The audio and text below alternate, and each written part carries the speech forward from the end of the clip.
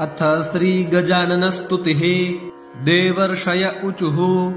गजानन नमस्तुभ्यं सर्वेषां बीजरूपिणे निर्बीजाय गणेशाय विघ्नानां पतये नमः। अनन्तायैकदन्ताय हेरम्बाय नमो नमः। चतुर्भुजाय सर्वेश सर्वपूज्याय ते नमः। सर्वसिद्धिप्रदात्रे च सूरासूरमयाय ते सिद्धिबुद्धिप्रचालाय सिद्धिबुद्धिपते नमः। अगुणाय गुणेशाय गुणरूपाय गौणिने मायामयाय मायायाश्चालकाय परात्मने सर्वादये महोदार पराक्रमपरायते स्वानन्दवासिने तेस्तु नमः स्वानन्ददायिने। योगाकाराय योगानां स्वामिने शान्तिदायिने ब्रह्मणस्पतये तेस्तु ब्रह्मणां ब्रह्मणे नमः। अनाधाराय सर्वेषाम् आधाराय नमो नमः। आदिमध्यान्तहीनायाम् आदिमध्यान्ताय ते नमः। परश्वङ्कुसहस्ताय त्रिनेत्राय महोदर नमो मूषकवाहाय मूषकध्वजिने नमः। नमो नमस्ते सकलाय धाम्ने सदा सुखानन्दकराय पात्रे जगत्सुषष्टे सकलस्य हन्त्रे गुणैर्विहीनाय गणाधिपाय विदेहरूपाय पराय भोक्त्रे बोधेन हीनाय सुसाङ्ख्यकाय सदा स्वबुद्धौ परसंस्थिताय गजात्मरूपाय नमो नमस्ते। बोधहीनं च यद्ब्रह्म तदेव गजवाचकम् गजचिह्नेन योगीन्द्राः पश्यन्ति त्वां गजाननम् यथा मुखस्य चिह्नेन ज्ञायन्ते मानवादयः तथा विदेहचिह्नेन ज्ञायसे त्वं तु योगिभिः। विदेहं गजरूपं यत् तेन ते मुखमुच्यते गणेशस्य प्राप्तिकरं गजानन नमोऽस्तु ते।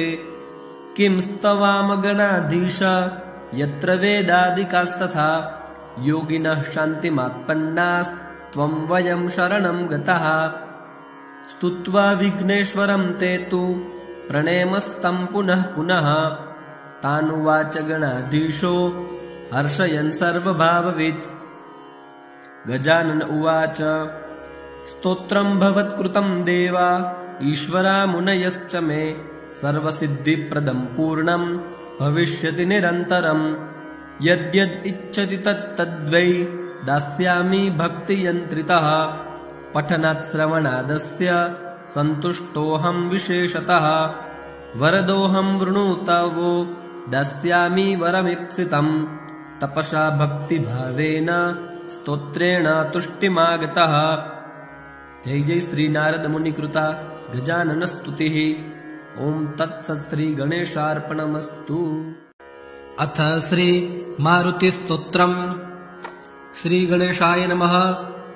ओम नमो भगवते विचित्रवीर हनुमते प्रलयकालानलप्रभा प्रज्वलनाय प्रतापवज्रदेहाय अंजनीगर्भसम्भूताय प्रकटविक्रम वीरदैत्य दानव यक्षरक्षो गणग्रहबन्धनाय भूतग्रहबन्धनाय प्रेतग्रहबन्धनाय पिशाचग्रहबन्धनाय शाकिनी डाकिनी ग्रहबन्धनाय काकिनी कामिनी ग्रहबन्धनाय ब्रह्मग्रहबन्धनाय ब्रह्मराक्षसग्रहबन्धनाय चोरग्रहबन्धनाय मारिग्रहबन्धनाय एहि एहि आगच्छ आगच्छ आवेशय आवेशय मम हृदये प्रवेशय प्रवेशय स्फुर स्फुर प्रस्फुर प्रस्फुर सत्यं कथय। व्याघ्रमुखबन्धन सर्पमुखबन्धन राजमुखबन्धन नारीमुखबन्धन सभामुखबन्धन शत्रुमुखबन्धन सर्वमुखबन्धन लङ्काप्रासादभञ्जन अमूकं मे वशमानय। क्लीं क्लीं क्लीं ह्रीं श्रीं श्रीं राजानं वशमानय। श्रीं ह्रीं क्लीं स्त्रिय आकर्षय आकर्षय। शत्रुन्मर्दय मर्दय मारय मारय। चूर्णय चूर्णय। खे खे श्रीरामचन्द्राज्ञया मम कार्यसिद्धिं कुरु कुरु। ॐ ह्रां ह्रीं ह्रूं ह्रैं ह्रौं रः फट् स्वाहा। विचित्रवीर हनुमत् मम सर्वशत्रुन् भस्मी कुरु कुरु। हन् हं हुं फट् स्वाहा।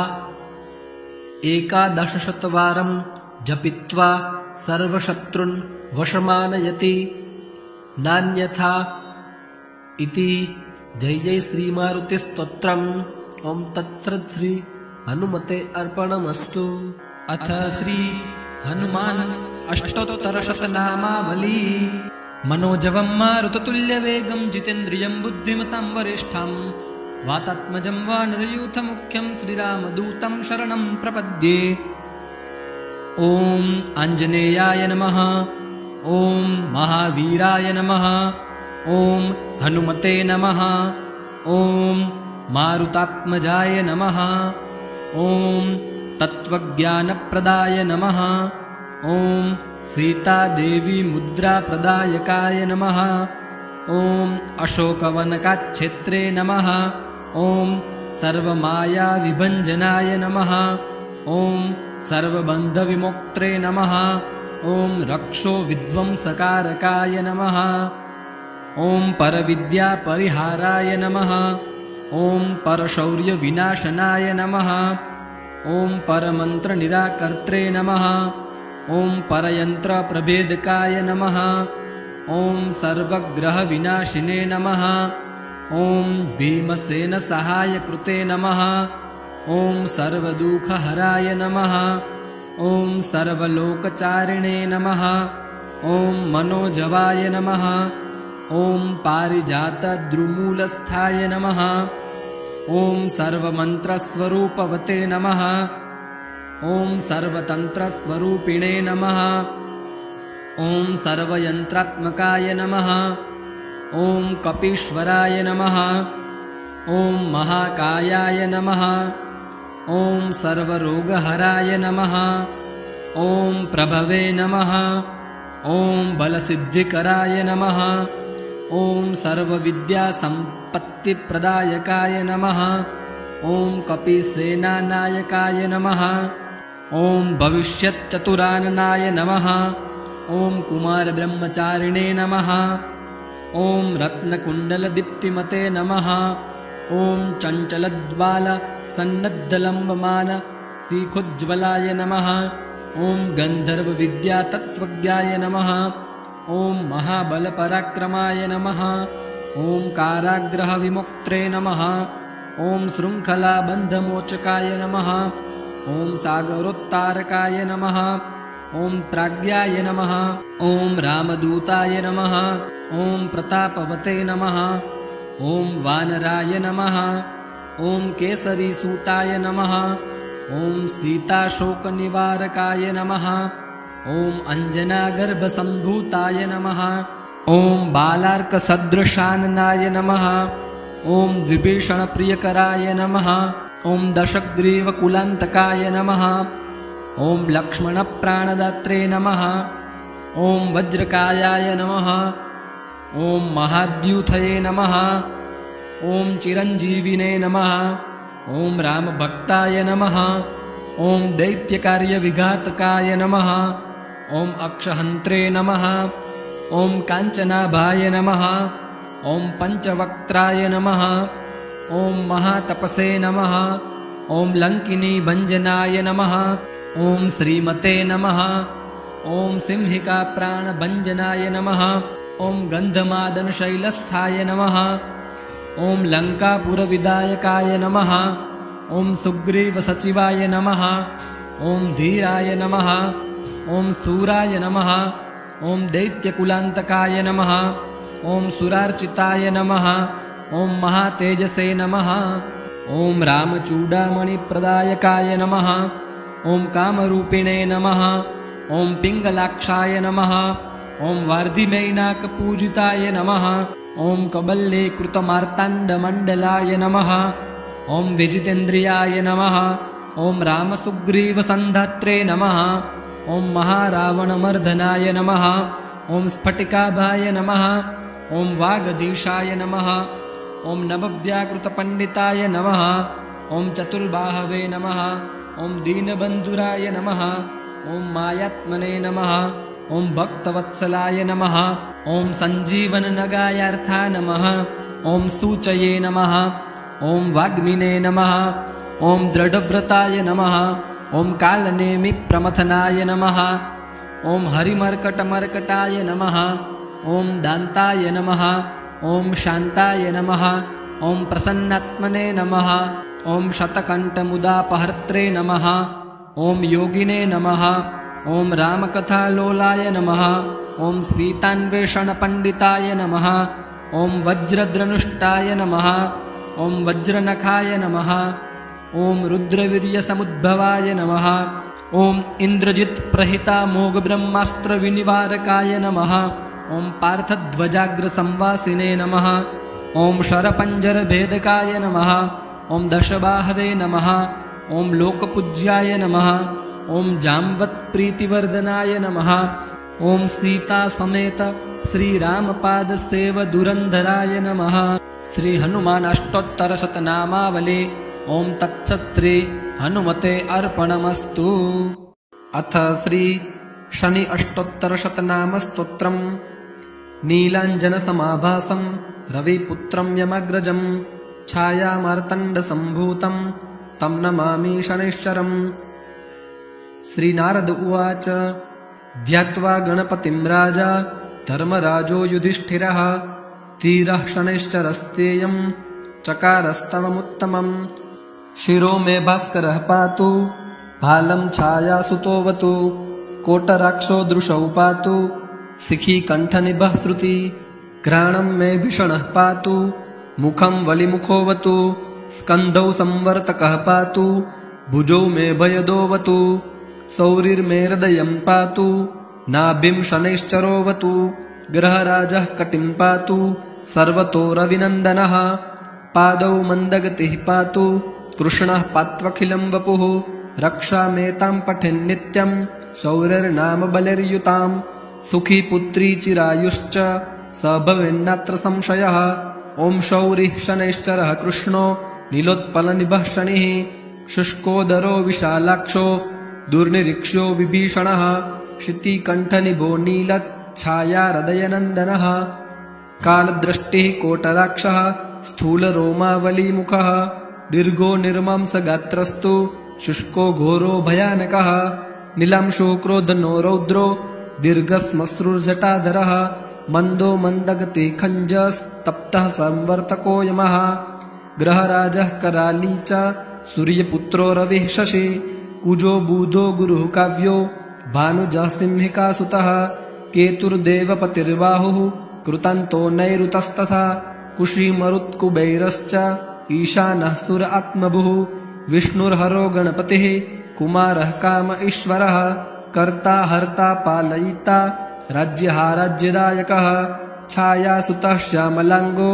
धनहर्ता धनप्रदः क्रूरकर्मविधाता च सर्वकर्मावरोधकः तुष्टो रुष्टः कामरूपः कामदो रविनन्दनः ग्रहपीडाहरः शान्तो नक्षत्रेषो ग्रहेश्वरः स्थिरासनः स्थिरगतिर्महाकायो महाबलः महाप्रभो महाकालः कालात्मा कालकालकः आदित्यभयदाता च मृत्युरादित्यनन्दनः शतभिद्रुक्षदयिता त्रयोदशी तिथिप्रियः तिथ्यात्मा तिथिगणनो नक्षत्रगणनायकः योगराशिमुहूर्तात्मा कर्ता दीनपतिः प्रभुः शमीपुष्यप्रियः श्यामस्त्रैलोक्यभयदायकः नीलवासः क्रियासिन्धुर्नीलाञ्जनचयच्छविः सर्वरोगहरो देवः सिद्धो देवगणस्तुतः अष्टोत्तरशतं नाम्नां शौर्यच्छायासुतस्य यः पठन्नित्यं तस्य पीडा समस्ता नश्यति ध्रुवम्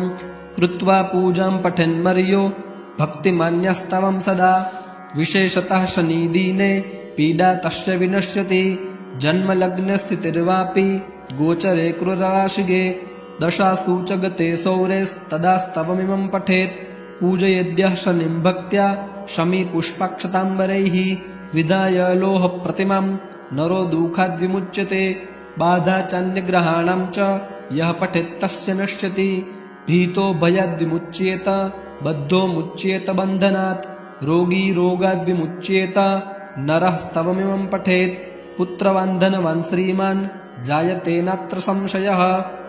श्रीनारद उवाच स्तवं निशम्य पार्थस्य प्रत्यक्षो भुच्छनेश्वरः दत्त्वा राज्ञे वरं काम शनिश्चान्तर्दधे तथा।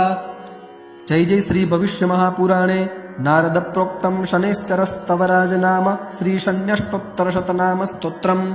ओं तत्सत् श्री शनेः अर्पणमस्तु। अथ शनिस्तोत्रम्। श्रीदशरथ उवाच कोणोऽन्तको रौद्रयमोऽथ बभ्रुः कृष्णः सन्निपिङ्गलमन्दसौरिः नित्यं स्मृतो यो हरते च पीडां तस्मै नमः श्रीरविनन्दनाय। सुरासुराः किं पुरुषोरगेन्द्राः गन्धर्वविद्याधरपन्नगाश्च पीड्यन्ति सर्वे विषमस्थितेन तस्मै नमः श्रीरविनन्दनाय। नरा नरेन्द्राः पशवो मृगेन्द्रा वन्याश्च ये कीटपतङ्गभृङ्गाः पीड्यन्ति सर्वे विषमस्थितेन तस्मै नमः श्रीरविनन्दनाय। देशाश्च दुर्गाणि वनानि यत्र सेनानिशेषाः पुरपत्तनानि पीड्यन्ति सर्वे विषमस्थितेन तस्मै नमः श्रीरविनन्दनाय। तिलर्यमिर्माशगुडान्नदानिर्लोहेन नीलाम्बरदानतो वा प्रीणाति मन्त्रनिजवासरे च तस्मै नमः श्रीरविनन्दनाय। प्रयागकूले यमुनातटे च सरस्वती पुण्यजले गुहायां यो योगिनां ध्यानगतोऽपि सूक्ष्मस्तस्मै नमः श्रीरविनन्दनाय। अन्यप्रदेशात् स्वगृहं प्रविष्टस्तदीयवारे स नरः सुखी स्यात् गृहात् गतो यो न पुनः प्रयाति तस्मै नमः श्रीरविनन्दनाय। स्रष्टा स्वयंभुर्भुवनत्रयस्य त्राता हरीशो हरते पिनाकी एकस्त्रिदारुग्यजुषाममूर्तिस्तस्मै नमः श्रीरविनन्दनाय। सन्न्यष्टकं यः प्रयतः प्रभाते नित्यं सुपुत्रैः पशुबान्धवैश्च पठेत्तु सौख्यं भुवि भोगयुक्तः प्राप्नोति निर्वाणपदं तदन्ते। कोणस्थः पिङ्गलो बभ्रुः कृष्णो रौद्रोऽन्तको यमः सौरिः शनैश्चरो मन्दः पिप्पलादेन संस्तुतः। एतानि दशनामानि प्रातरुत्थाय यः पठेत् शनैश्चरकृतपीडा न कदाचित् भविष्यति। अथ श्रीरामद्वादशनामस्तोत्रम्। प्रथमं श्रीधरं विद्यात् द्वितीयं रघुनायकं तृतीयं रामचन्द्रं च चतुर्थं रावणान्तकं पञ्चमं लोकपूज्यं च षष्ठमं जानकीपतिं सप्तमं वासुदेवं च श्रीरामं चाष्टमं तथा नवमं जलदश्यामं दशमं लक्ष्मणाग्रजम् एकादशं च गोविन्दं द्वादशं सेतुबन्धनं द्वादशैतानि नामानि यः पठेत् श्रद्धयान्वितः अर्धरात्रे तु द्वादश्यां कुष्ठदारिद्र्यनाशनम् अरण्ये चैव सङ्ग्रामे अग्नौ भयनिवारणम् ब्रह्महत्यासुरापानं गोहत्यादिनिवारणम् सप्तवारं प्रपठेन्नित्यं सर्वारिष्टनिवारणम् ग्रहणे च जले स्थित्वा नदीतीरे विशेषतः अश्वमेधशतं पुण्यं ब्रह्मलोकं गमिष्यति। श्रीस्कन्दपुराणे उत्तरखण्डे श्री उमामहेश्वर संवादे श्रीरामचन्द्र द्वादशनामस्तोत्रम्। ओं तत्सत् श्रीरामार्पणमस्तु। ॐ प्रां प्रीं प्रौं सः शनैश्चराय नमः। ॐ प्रां प्रीं प्रौं सः शनैश्चराय नमः। ॐ प्रां प्रीं प्रौं सः शनैश्चराय नमः। ॐ प्रां प्रीं प्रौं सः शनैश्चराय नमः। ॐ प्रां प्रीं प्रौं सः शनैश्चराय नमः। ॐ प्रां प्रीं प्रौं सः शनैश्चराय नमः। ॐ प्रां प्रीं प्रौं सः शनैश्चराय नमः। ॐ प्रां प्रीं प्रौं सः शनैश्चराय नमः। ॐ प्रां प्रीं प्रौं सः शनैश्चराय नमः।